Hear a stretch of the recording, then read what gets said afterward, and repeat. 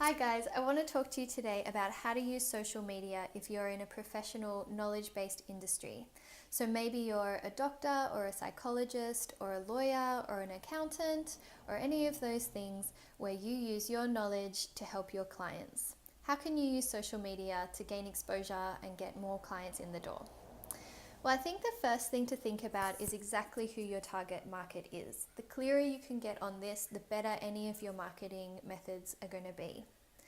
And then the next thing you need to understand is that the strategy is to deliver great value via social media. So this is the most important thing.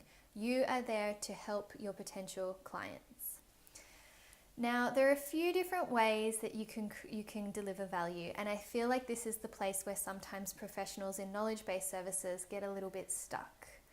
They often see people creating beautiful content, especially on the visual platforms like Instagram or Pinterest, and think that they have to do the same. And while it's great if you can create content that's visually appealing, as a professional working in a knowledge-based industry, most of your value is coming from the information that you have. So don't be afraid to share valuable and helpful information, because this is predominantly what people are coming to you for. And this is going to depend on which industry you're in, but if it's appropriate, here are some other types of value that can be created other than information and beauty. So you could consider humor if that's appropriate for your business or your knowledge. It goes a long way in a social environment.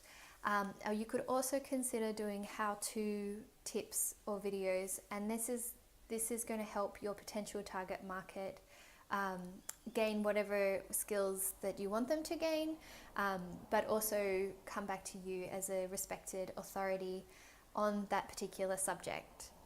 So it's all about creating value, but don't be afraid to either do face-to-camera videos like this one, or refer people to informative articles where it's appropriate, if that's appropriate for your target market.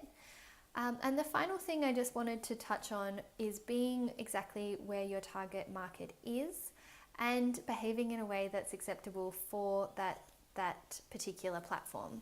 So the etiquette that the way you behave on LinkedIn might be quite different to the way you behave on Instagram, and that's just a reflection of the different social expectations on those different platforms.